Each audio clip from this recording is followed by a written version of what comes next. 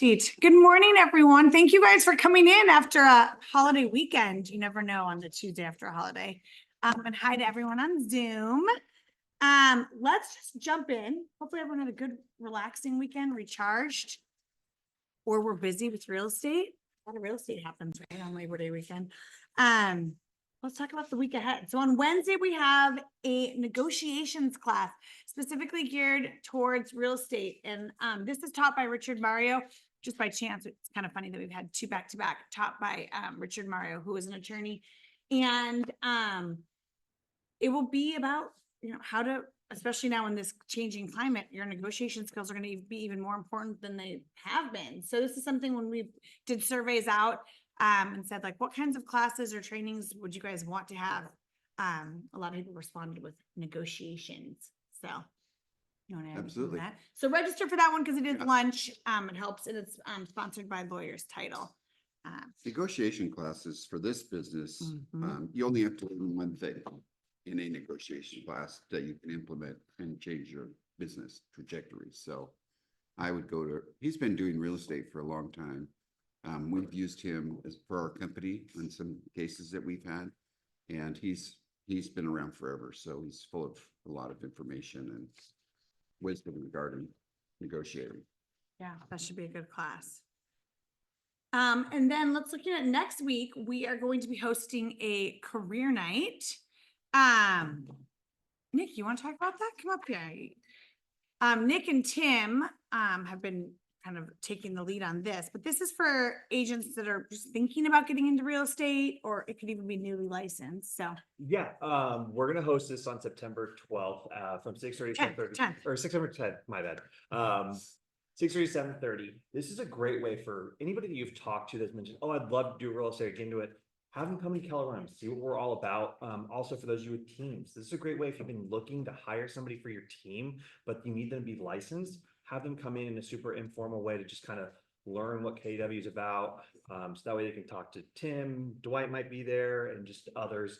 And yeah, just have them sign up. It's right on KWPPagents.com. There's an RSVP link on there. So just have them go there and sign up. It's going to be great. Cool. Thank you guys for planning that. And then it's also a good time to just remind everyone that we do have our Broker Bucks program because we appreciate your referrals. So if you refer us, any licensed agent who comes in for a meeting, we will give you $200 as a thank you for your appreciation. And they don't have to even join us, but just, at least come in for a meeting to talk to us. So that is out there. Okay, what else do we have? Oh, we have some other good things next week. A headshots happy hour. We haven't done headshots in a while. So we're bringing back our photographer, Randy Lundberg. And she will be doing headshots in this room because the light's good there. But you'll get 2 edited headshots complimentary to you. We pay Randy. So if you need a new headshot, want a new headshot, it's time for a new look, change the hairstyle. I don't know. Yeah. Yeah. Oh, I'm gonna get a haircut. Oh, yes. But do register for that because there's specific time slots just so people don't have to wait in line. I think there's like 10-minute slots. If you really want one and it fills up, let us know and we could probably squeeze you in. But that helps. So, and then we'll also make it a happy hour from 2 to 5 in here too, just for a little fun. So even if you don't need a headshot, come have a little happy hour. Stop by and say hello. Do we have something else fun next week or the next week after that? Oh my gosh, September is going to be almost over by the time we get through these things. So we are going to be doing a Keller Williams bar method class. It's a private class just for all of our agents. Normally a class there is $32, so it doesn't cost anything. And it will just be fun. And then we'll follow with a little like happy hour thing just right on site there. So again, this also is limited space, but it's right down in Lake Oswego. One of my best friends, Jessica, is going to teach us. She is the teacher there, and it will be fun. Even if you've never done it, it's hard. Are you gonna do it? Let's do it. Just like that, right? Yes, it's really hard, but you're gonna do it. I'm gonna watch. Oh, there's no viewers, no viewers. Participation only, but do sign up for that because I think the class holds like 22 people. So it's just a fun thing for us to do. That is not really work related, but just more fun to collaborate together. And it's right there in Lake Oswego. So what else do we have? September birthdays. Happy birthday to our September birthdays. Aaron was a couple of days ago. Jack is today. Anyone else in the room? No one else is in the room, but happy birthday to all of our September birthdays. There's not as many as there was for some of those summer months. Yeah. Code of ethics. Do you want to Code talk of about ethics, this? yeah, and we had this slide up last week. There's about 45 agents in this at the office that still have to get their code of ethics done this cycle, which expires at the end of the year. So two QR codes represent two separate classes. These are complimentary classes, no charge. You can certainly find code of ethics and pay for it, but this is a better opportunity. If you want to get the codes down on the bottom at CE Shop and Online Ed, but these are free. These are live webinars. So again, about 45 agents. If you need to know your code of ethics, you can check out your NAR website. And I think you could go, probably PMR might be able to do that too. I could look it up as I well. scanned that after I saw that you guys shared this last week. I was like, that was very Okay. helpful. So because even if you've taken it, you want to make sure that you might have taken it, but you might not have uploaded your certificate or like submitted Yeah. it right. So they don't know you took it. And then just a reminder that this one, the code of ethics doesn't have to do with your license renewal per se. It just has its own cycle, and that is an NAR NAR requirement. requirement. Sometimes Right. it gets confusing of like, wait, well, I don't have to renew my license, but so Yeah. no matter what, everyone has to have taken code of ethics within that time period. So, and then the cycle starts again Jan 1. So that's a 3-year cycle. So just get it out of the way now and you've got 3 years to get the next one. So. Cool. All right, let's show, oh wait, get Brian. Let's have Brian come talk about mortgages. Okay, Lending. has just kind of raise a hand. Has anyone seen any headlines in any sort of a news publication saying that rates are going to come down? Okay, like no one's seen anything. Okay, we have seen some. I just see like 4 or 5 headlines every day. Maybe that's because I like just am constantly looking at mortgage stuff and AI has like figured me out. But like everyone else is seeing this, right? Yes. Again, it's like we're having rates trickle down. It's not like we're going to have like this major move, but I think as long as we're like moving in the right direction and the headlines are out there, that's what our people are seeing. And that's what's going to kind of hopefully generate some conversations. Has that started to happen yet? Has anyone like reached out like, hey, what are rates doing? Like, does it make sense? Okay, good. I mean, it's working. That's kind of what we want right now. We got the Fed meeting in about 2 weeks.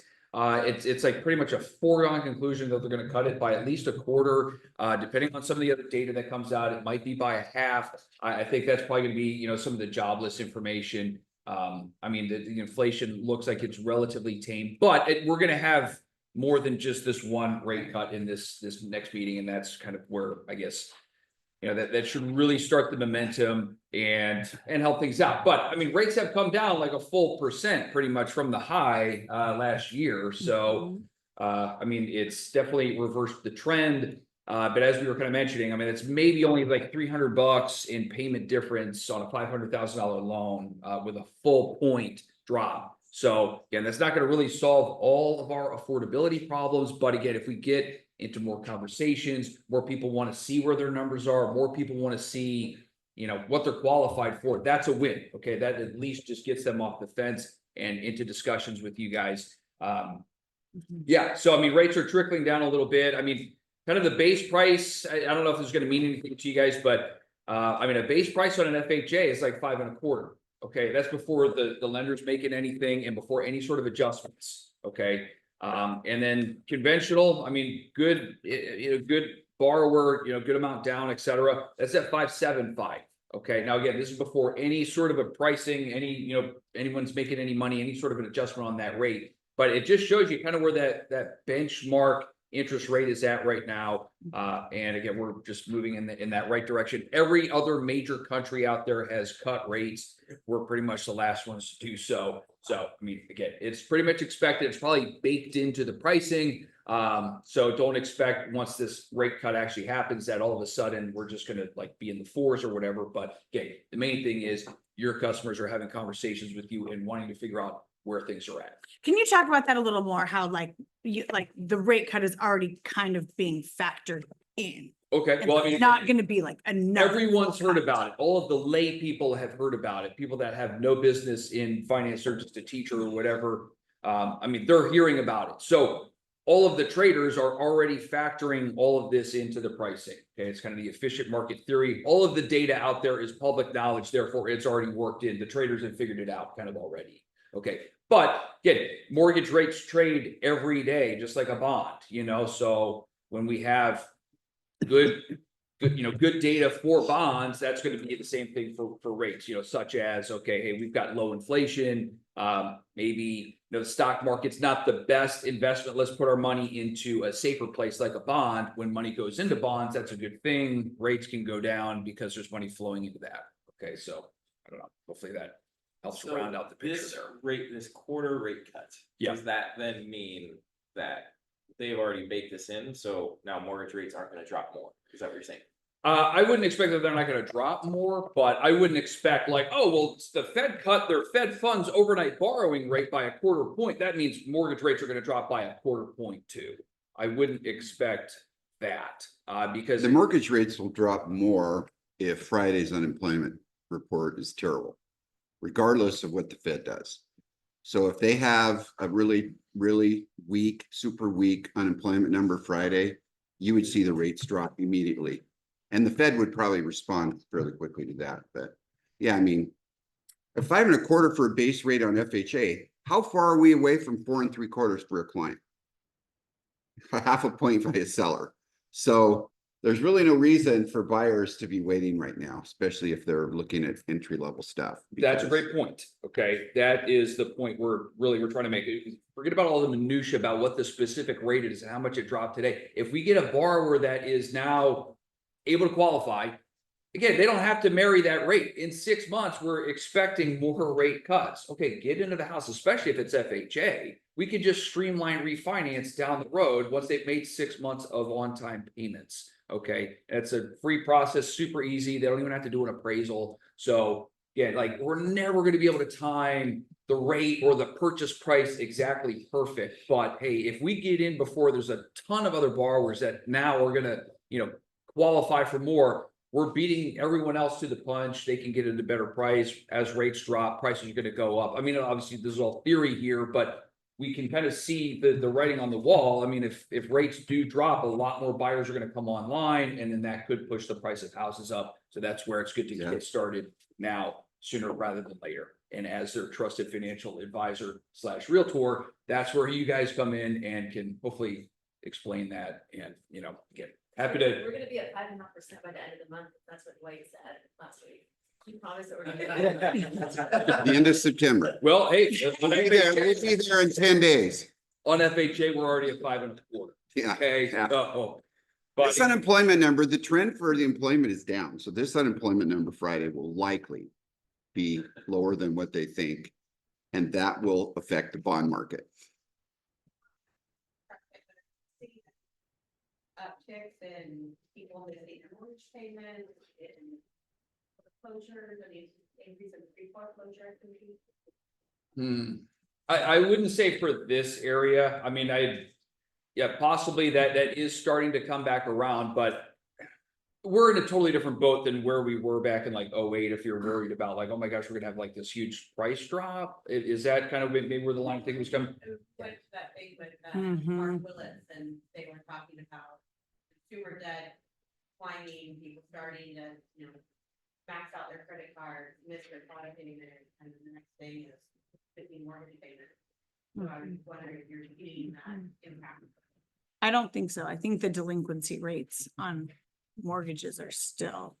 They're really, still really very low good. And I would say percentages. maybe locally here regionally, like it's probably not as big of a concern. And then we are sitting on, I think it's 33, no, maybe not 33, like 3 trillion in equity. Okay, so there's definitely a lot more equity than there was, I guess kind of in 08 or whatnot. And there's definitely a good opportunity with all of that equity to be able to utilize that for leveraging, another purchase, consolidating debt. But yeah, I don't think, at least in the Pacific Northwest, we're seeing those sort of numbers creep up. I mean, and if somebody's bought in the last year, yeah, their rates may be a little bit higher, but hopefully they're sitting on some equity. But it's not like there's been a major uptick in even refinance applications as you know, with rates dropping. It's just not there just yet because most people are sitting on a better rate than you know at the fives. But yeah, to Dwight's credit here, we are at under 5.5 in certain circumstances here. Okay. Now, I'll tell you what the next thing to watch is. We are slowing down into the winter. That is never good for the economy. It's good for mortgage rates. It's good for us if we're working busy, doing our activities. And so it's slowing down really rapidly. We'll probably see an ugly number Friday. And then from there, employment gets worse, except for the holidays. Amazon hires a whole bunch of people, but they're not permanent jobs. So that's the interesting thing about the timing of this one is we are slowing down right into the winter. What are the odds that in 2 weeks the employment numbers are good and then 2 weeks later they're terrible? Well, I don't, nobody really knows. But from what I'm reading, the number of companies that are laying people off is like doubling every 2 weeks. So there is this point where we're going to see a really, really disappointing number, and then the Fed will immediately probably respond. And then what'll happen in the minds of the people that buy 30-year mortgage rates, if they don't see inflation and they see the possibility of rates going down, they start buying 30-year mortgage rates because they make money on them. And we already see the 10-year dropping a lot. 10-year's down to like 3.75. And it was, so mortgage rates theoretically should be about 2% above the 10-year, which would be about 5.75. So anyway, long and short of it is watch the employment number for this month and next month. And that's where the rates will go. If it's really low, the rates will fall. And you'll see that base rate at 4 3/4. Don't tell your customers to wait for the employment numbers. Yeah, they shouldn't be waiting. Now is the time to buy. Okay, all right. But yeah, that is a great point, though. If we start kind of losing that steam and that momentum of our employment, the Fed will definitely cut by 1/2 if the numbers are not pretty. Okay, on the unemployment side. We already have inflation kind of under control, but if the employment numbers start to spike, our unemployment numbers, then that's when the Fed will definitely act a little bit more so. Yeah. Awesome. Thank you for the update, Brian. And does anyone else have any other questions? Okay. It's all good to know about, and it's good to watch all these different economic indicators, right? Because so many different things are impacting mortgage rates, and we've never been in this place before where people have all this equity, but interest rates have been high, and now we're going to have worse employment. So, right? Yeah, for our business, the conversation that I'm listening to is that consumers are tapped out. Their savings are historic low again. Their visas are historic highs. They're starting to tap into their lines of credit on the mortgages or on their houses. And unemployment is going up, and we're going into the winter. So to me, based on the recessions I've lived through, that means rates will come down fairly quickly as we get into November, December, January. And so if that happens, people that are ready to buy will have already been in the market. And if we aren't messaging our people to say, hey, we're right at the edge of these rates falling, this is the time to be engaging in the house. Because if they go down, in January or February, we're at under 5. Next spring, the market's going to be pretty good. I think most people would agree because Portland is doing pretty well right now. So, I think those things are what to watch. That's what I'm watching at least. And I'm going to be right. I'm already at 5 1/4. I love it. Okay, let's switch gears a little bit, talk about some of the NAR things. I know you guys showed this website last week. Well, I just want to show it again, remind everyone of the actual website. Tell everyone what it is. Yeah, so this is a website that Keller Williams put together with pretty much all of their NAR settlement resources all in one specific place for you. So they have the open house class that they did with John Clyde, Mark Willis, and then a couple other higher ups to Keller Williams. They have the FAQ sheet here as well. and- That's a good sheet. That one's like 15 pages of questions. Some of those links link you to the NAR tools, but that FAQ is put together by Keller Williams International, and it's like 15 pages of just questions about like business practices related to the settlement. So that's a good one. And then I know Pam, you said you watched some of the agent ones. It's just great to hear what different people are saying. Cause again, like everyone has to get confident in people explaining things their way. It touches on every different question or topic, and they're all 6 minutes or something. Yeah. They're great. Cool. I love that you like watch them. So, it's funny, Cole, when I just said to, tell everyone about, or what the website is, I was gonna have you say the actual website, but you just did the whole Oh. thing, so I love it. Good work. But what's the actual website? It's thrive.kw.com/agent resources /. Cool. So. So just knowing that that's there and taking a few minutes to just kind of click around down there. But yeah, those videos are great. And some of those frequently asked questions, specifically are really good. So we were talking. Yeah, that would transition into our world. And how are we handling those discussions? Are we finding ourselves comfortable with the process of explaining our compensation? Are we hitting roadblocks? Are you getting any pushback? I'm not hearing much right now. It's been about a little over 3 weeks. My phone's pretty quiet in regards to that. But I'm curious what you're seeing, what you're hearing, how you're talking about it with these anticipated buyers hitting the marketplace as we think they will, with potential listings coming up, interest rate opportunities. What are we seeing on there in our consultations? Knowledge base from the buyers aware of this? Are they open to this? Do they understand the concept? Felicity? No, I don't think half of my buyers are not aware of it, and so, but when I've explained it to them, I haven't had any trouble, and I've never used it before, so I waited until I know that I have to use it. And I haven't had any issues. They absolutely understand all the work that I do for them, and they're like, absolutely, and I put a certain percentage in there and I say it's negotiable. It's always negotiable. So don't worry, if we will definitely try to get the seller to pay it. But so I haven't had any issues. Good.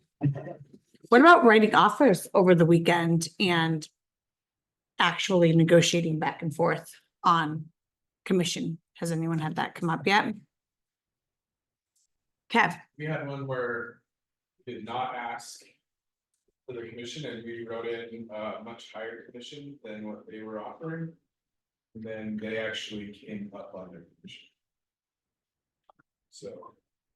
I like that. Okay, cool. So I yeah, mean, I think they're, I don't know if we're supposed to do this, but I think there's some value in not knowing what the commission is from the other side. yeah. And just kind of putting it in there, because that's your commission. And like we've talked, I think there's, how many redundant forms are there, Joe? There's like a broker form when we talked about it, Yeah. and then there's like the other form. If I just don't know, then I'll just put it in there and we'll see what happens. And I think they started at 2 when we came in at 2.5, and they got it to 2. What was your PRA for? 2.5. So you wrote your offer. Yeah, we wrote the offer for our Mhm. our You wrote 2.5, what your agreement was. and we got it up to 2.25. So there's something to be said about that too, like oh, go ahead. But Is your buyer then gonna make that big 2.5 difference, or did you? Pam, what's the answer to it? We talked The about answer it. is Kevin No, doesn't. we're not gonna ask make any of the it buyers to pay anymore, so if sellers paid 0, you work for 3. essentially. I mean, I'm not gonna. What are we gonna do, Joe? I mean, like, honestly, what are we gonna do? We're gonna sue our clients? Oh, that's not.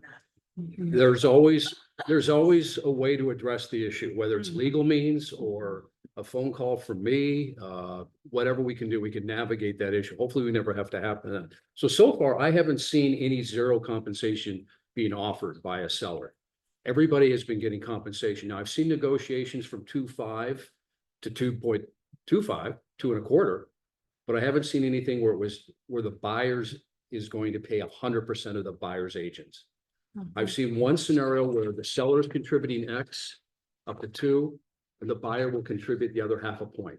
So you're getting compensation from your buyer and from the seller. I've seen the dual sources of income there, but I haven't seen anybody with a 0 yet, and I haven't seen anything below 2 on Okay, so compensation. that's, Yeah, but I think that's a really great point. Like, why, how does it make sense for when you're gonna be submitting an offer and you're asking them, hey, what would the sellers like to see in the offer? Mhm. How does it make sense to ask the question, what is your buyer's agent fee? Because now you know what, now you know what it is, and now Mhm. you're gonna have to negotiate it, right? If you just don't ask the question and just submit based on what you Right. have written with your buyer. exactly, thing's and wins. what your value is, right? Because it almost goes against the whole conversation Yeah, around, like, value. I know what I'm valued. Yeah. So I don't need to ask you what you're willing to value me at, Exactly. right? So I think that you guys are onto something. Depends on the situation of the offer, Yeah. That, Mhm. there was multiple offers and been on the market for, but True. that's Mhm. where the more information, the better. True. Yeah, absolutely. You're totally right. I mean, you can negotiate your BAC as high as you want with your buyer, your representation, and then negotiate down on that depending on the deal. Obviously, you need an addendum to change those terms, but you could go in at, let's say, 4 and just say, we're going to see what we can get from the seller, and I'm willing to negotiate down to make sure this deal we get under contract. Mhm. And it's. You will people do that? I don't know. That's up to you. That's aggressive. You know what? But I want to make sure you're protecting your interests and your investment in time and effort in education and professionalism too. And I want people to be able to hold on to those numbers and not have to negotiate if you have to, Mhm. and And that's why we're kind of continuing these conversations, because we want to just see how things are really playing out in the real world, what people are, contracts are actually doing it. We had 114 pendings last month. So let's just say half of those, right? For like, let's take an average, came in after the 17th, right? Right. So it seems like then we're still holding the sellers paying, like you said, you didn't see one under 2. But if interest rates drop a little bit more and we have a lot more buyers and multiple offer situations, this whole conversation is going to evolve. So I think that is something that we will keep talking about, because Pam, what you're saying about the multiple offers is that's completely accurate, right? That is where it gets a little bit a little more questionable, right? If your buyers are really wanting a house, and are you standing in the way of that? And there's a whole bunch of other things to consider when in those scenarios. So we're gonna just have to watch those and kind of figure out how we all navigate those, because every real estate agent here is in the same boat with that. Tim, bring up your example we were talking about in the meeting. Oh, you're talking about the competitive situation and not requesting your entire. Yeah. Just setting the proper expectation, because the perception of, like the example I think I used was for a $400,000 house, instead of putting 15K over, lowering your request buyers, the seller contribution towards your buyer's agent fee, plus a little bit of maybe whatever you want to add in there, strong inspection language. Sorry, we talked about a couple scenarios. Well, the one I was thinking of that you talked about was, what happens if it's a multiple offer situation and you convince your buyers, even you might have a 2.5% agreement with your buyer broker agreement, and maybe you convince them to ask for 1.5 because you fully expect the other 2 offers are going to ask for 2.5. And then the buyer obviously has to pay you 1. But the issue is now you are asking the seller for the least amount of 3 offers. And can that put you into an advantage? And I think we're going to see that. So that would be a strategy that I would think about. Strategic, yeah. That if my clients could pay that, I would go in with a lower amount just to be more competitive. We're not seeing it today, but if the rates are lower in November, December, and January, and February, remember, unemployment is changing. We're going into the holidays. That's the other side of it. So you see retailers start to hire people, and that will inflate the numbers. But after that's over, the baseline core numbers that we had going into the fall of layoffs and employment start to show up again, because all those 150,000 people that Amazon hired all get laid off like by the end of January. And so just be ready. And I think you'll start to see that. And I think that's a good strategy. Mhm. That may be a nice topic for the advanced negotiation class with Richard and kind of get different angles on that as well, from what he's sharing. But I think there's been a lot of clues already in our conversation today, what this means to you as active brokers out on the street, generating an opportunity for yourself. And we've seen that with, as Brian referred to, the amount of equity that homeowners are sitting on now, that might be an option as a way to reach a client that you've been talking to and just say, hey, let me do an equity audit for you. Let me tell you what I think, how much you have in your property. If you're looking to upsize, downsize, invest in maybe a secondary property, something like that. So an equity audit, basically just an unsolicited CMA with some information. Let's start the conversation going. I also look at things being on the board of managers for ORIF on the forms committee. We look at form usage and see what's tracking, what's popular, obviously BAC, representation, those forms. But seller property disclosures are 40% higher this month than they were last month. So a lot of people are filling out the property disclosures. Does that mean more listings are coming to the marketplace? All signs probably point to yes, that the people are getting ready to get on the market. So there's a pretty good timing here coming on with interest rates, inventory, opportunity. So take that and create your own inventory. Reach out to those clients, reach out to those sellers and buyers and saying, hey, this is what we're seeing in the marketplace. And the opportunity may be now. Let's not wait till first quarter 25. Let's go now. Let's see what's out there. Talk to your lender to get that information, get them pre-approved and see what out and time that wave of these new listings that we anticipate will be there. Will be coming to the marketplace. We're seeing here in-house. Yeah, I was gonna say that tracks. We haven't fully finalized all of our Keller Williams numbers yet, but for August, you guys took on 156 new listings, which is higher. That's than really high. average. It was 142 last month, I think. Oh, So yeah. that's a lot of listings going into the fourth quarter, which And a we lot of talked about inventory, the idea, yeah. the strategy of trying to build up your inventory with rates coming down. So I think that's good. Right. Okay. Anyone else have a good, like a scenario of negotiating with buyers and on an offer over the weekend or anything that we want to share? Otherwise, we'll maybe start talking about some other topics within this. Yeah. Mm-hmm. And they said that they would not honor the difference for the credit. And so I went back to my buyers and they said that they would like to be in 2.7. If you're okay with that, let's sign this addendum. And we did. Mm-hmm. So that was the case. Yeah. That can happen very often. Which Yeah. objection? No. New homes. New homes, it's the builder that used to be Polygon and then Taylor Morrison, and then now his non-compete is done, and so he couldn't make new homes. Oh, So he's doing a whole bunch of new construction over by Mountain Side High School. that's cool. And you try. So the important thing there is that she tried. She tried, right, Mhm. to redirect, but she's got great buyers that said, no, you're working hard. We recognize that.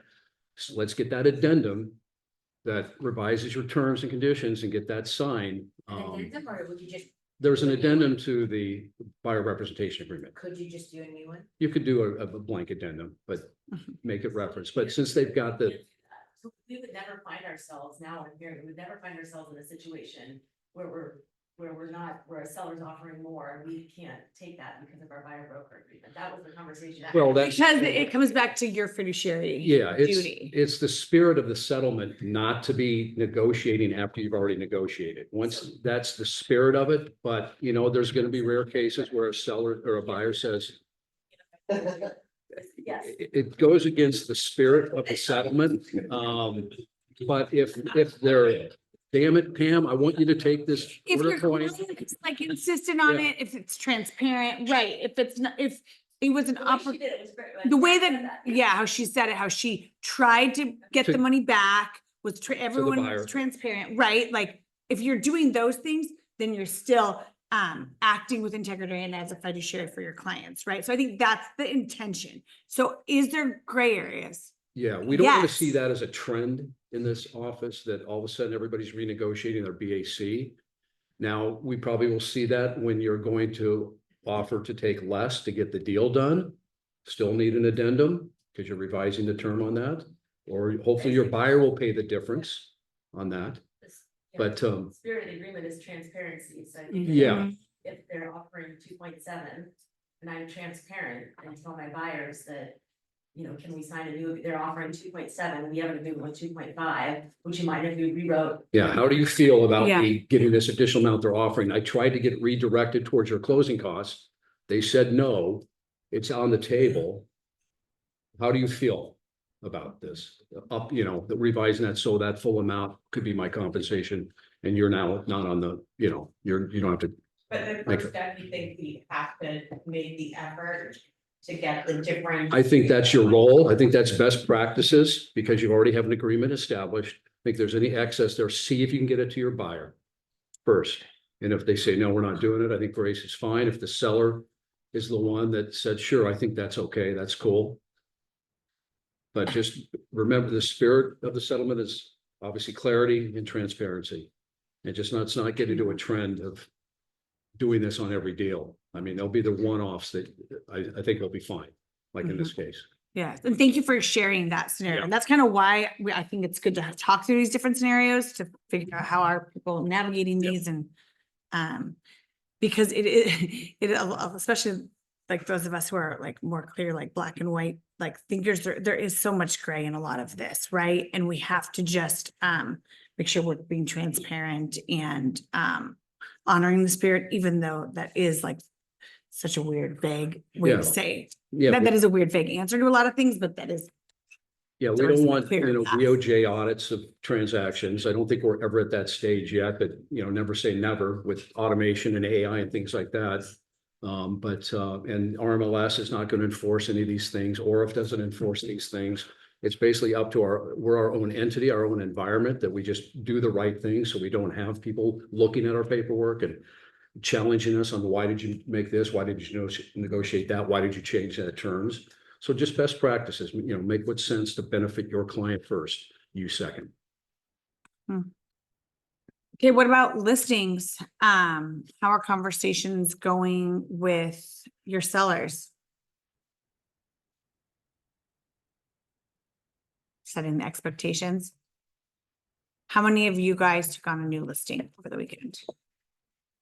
Okay, Pam, what was the conversation about commission to the buyers and like just setting the expectations and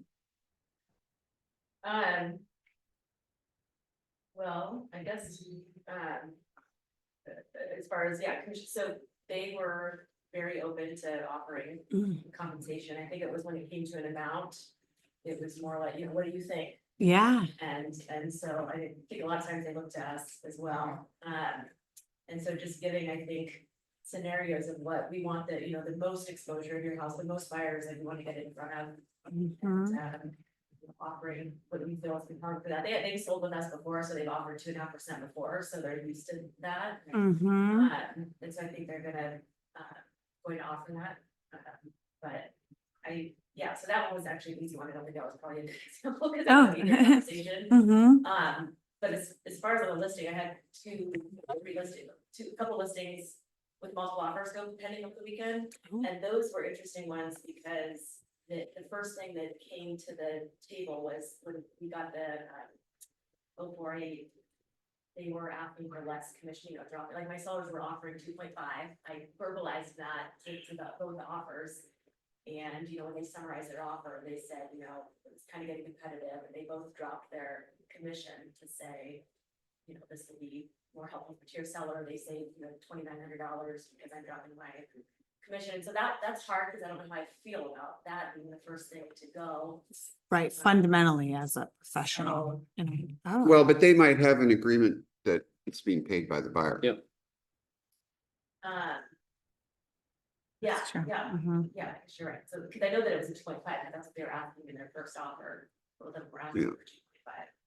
Are you publicizing the fact that the seller's offering concessions in your private remarks in their listing?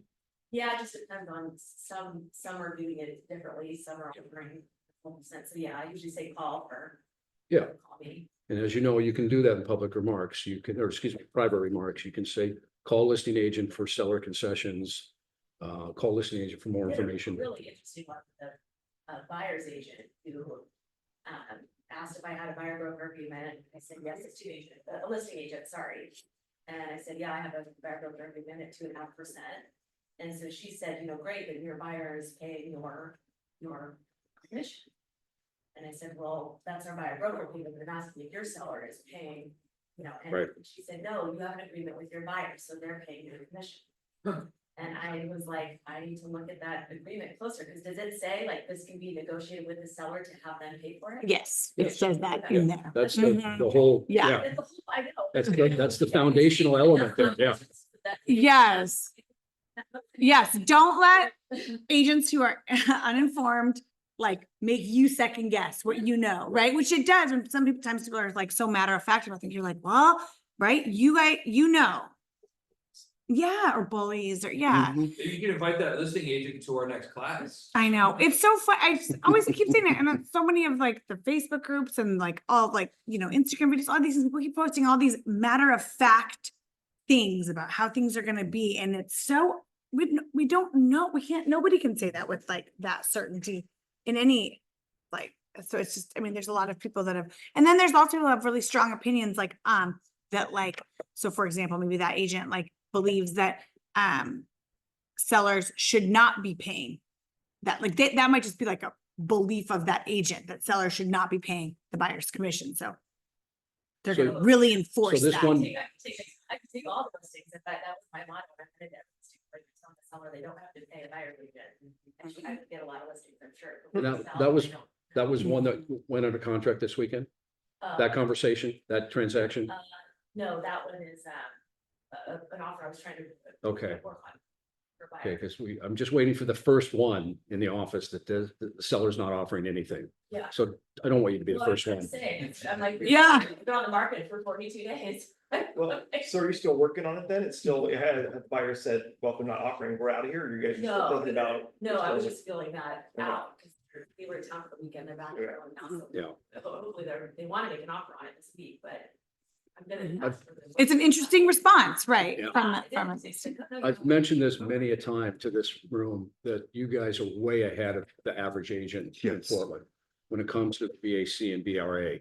Kelly did a fantastic job of getting you guys in tune with that, and you've operated since the implementation. You've done great. I haven't seen any issues at all, but there's still a lot of people, like Pam is describing, that really don't know what's going on. They haven't attended any of the webinars, they haven't read anything, they haven't gone through the document, but you're way ahead of the curve. So I applaud Kelly and leadership here with the training you've gotten so far. Thank you. Kev? They were not gonna share any information.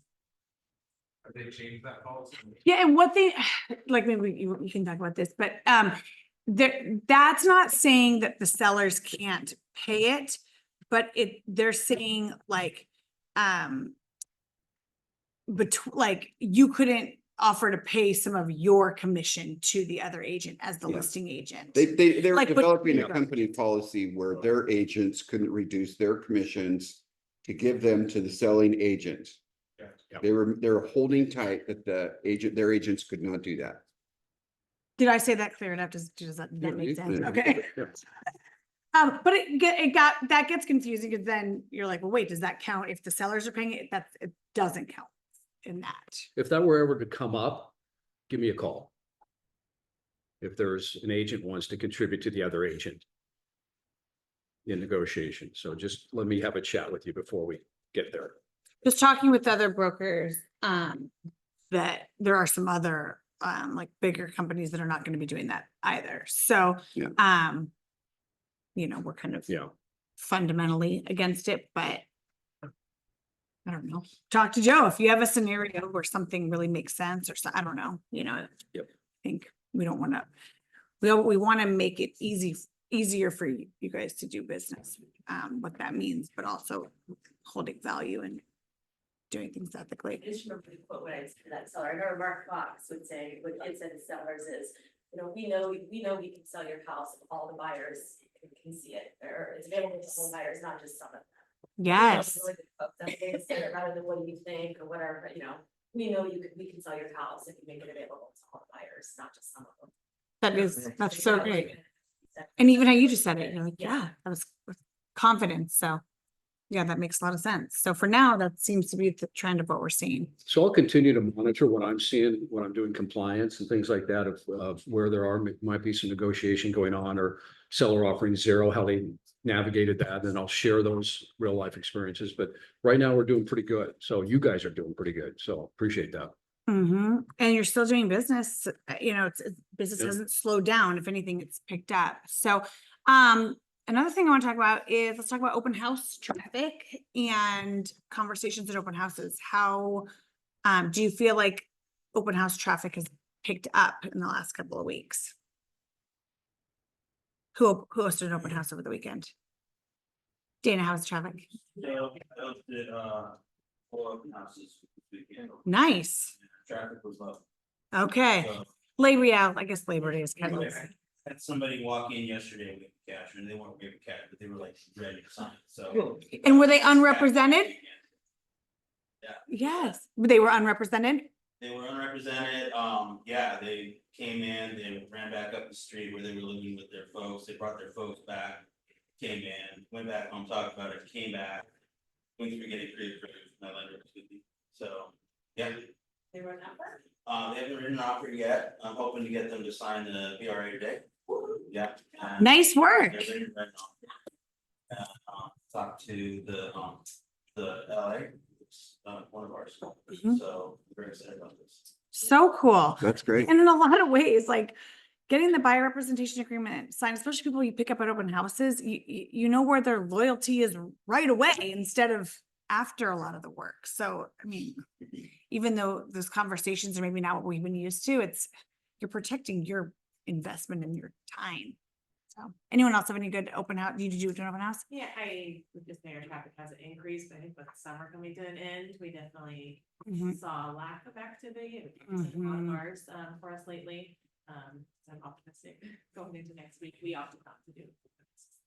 Yeah, and I guess of course Labor Day is a weird example. I typically told my sellers, even my builders, that Labor Day is really hit and miss, especially if it's gonna, people know it's gonna be good weather, they're gonna plan something, and it probably won't be looking at open houses. But Mhm. the weekend after, but actually the second weekend after, we noticeably saw increases in traffic over the years. So Right, 'cause yeah, you have We're your always ready for that. seasonality, and then you have this, some people predicted that we were gonna have this influx of unrepresented buyers that were just gonna be going to open houses, right? Because, but, so I don't think we're really We seeing feel that. like we yet. have seen. that, But though. more- Not a more unrep- drastic number, Mhm. but, It'll be interesting to watch too, especially as there's more inventory and, as rates, every little drop of the rates go down or piece of good news, that's more buyers that maybe might be unrepresented that might stop in the open house so that'll be just a good thing to watch and kind of keep track of.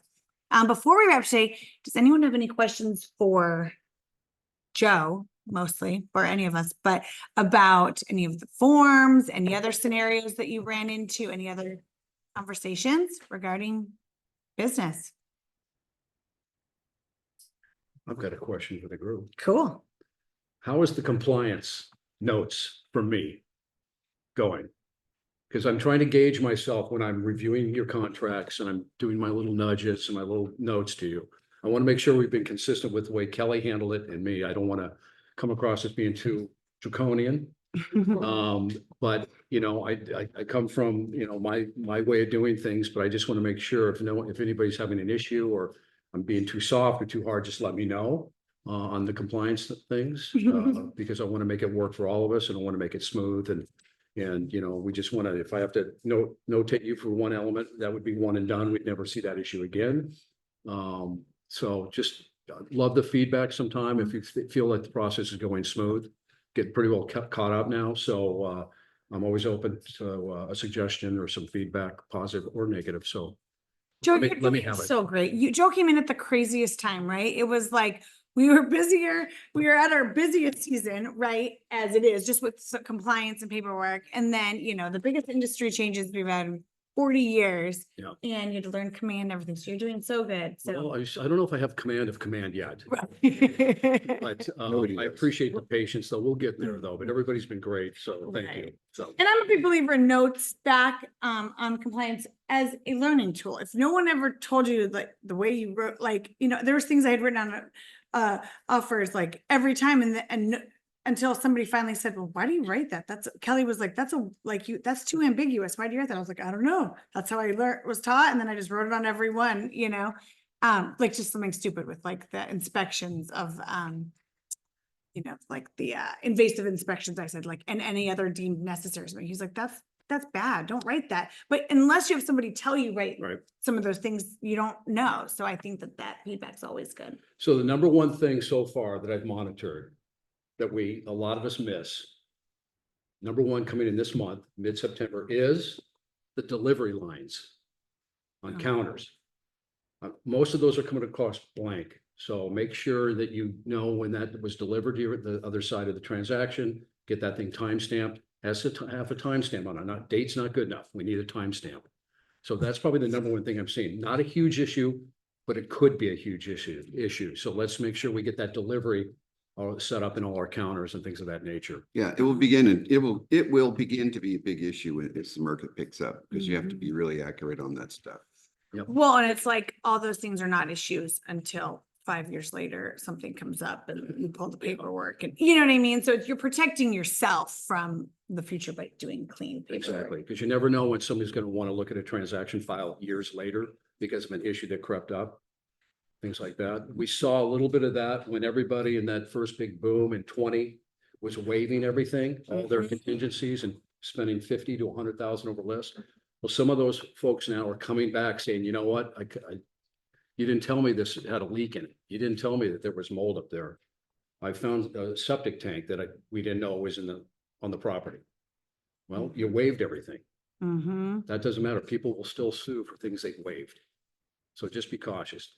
I know that's not going to happen here, and we'll navigate through there. But just always, So those are the things I look for to protect you and protect your clients. I think that's important to know, like if you're sending things back on contracts, it's not to be nitpicky, it's to protect. It's a legal document, right? We want to make sure that if it ever came back, look, our brokers did it perfectly.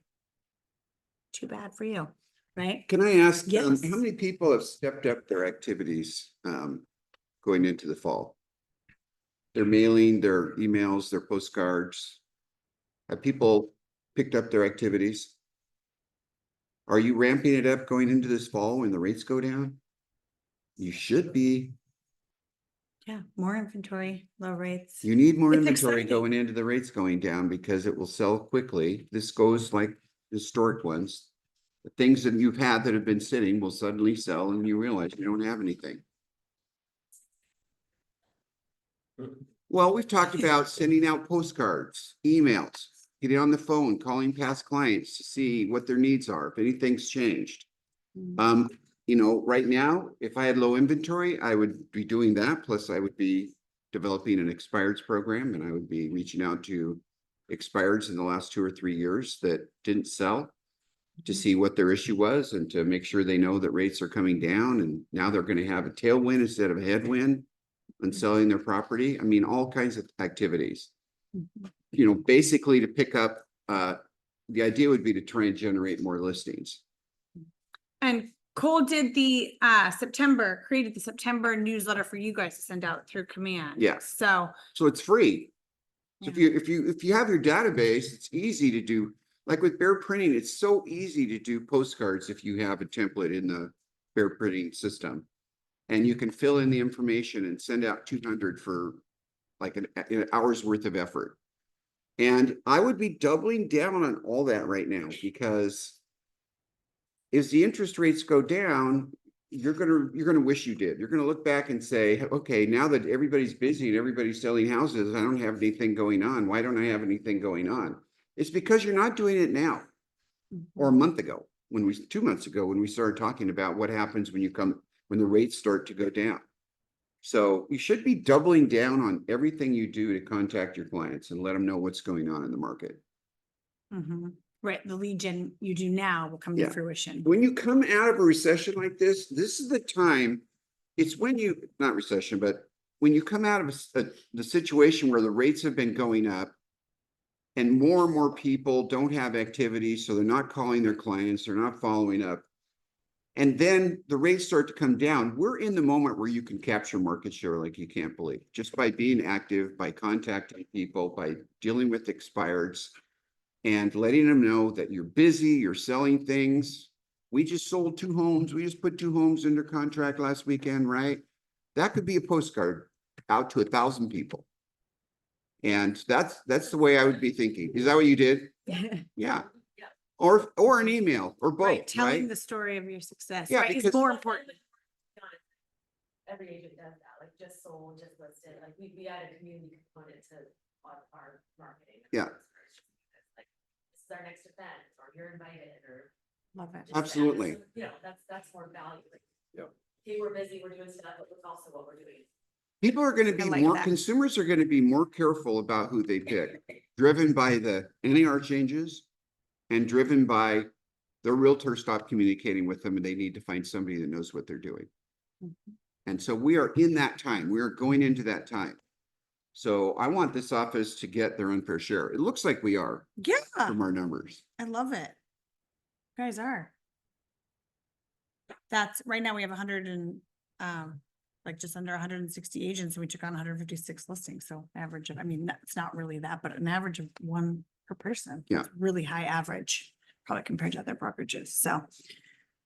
Thank you guys all. Good discussion today. We'll keep it going. I hope you all have a great week. I hope we see lots of you guys at negotiations tomorrow. Thanks, Chris.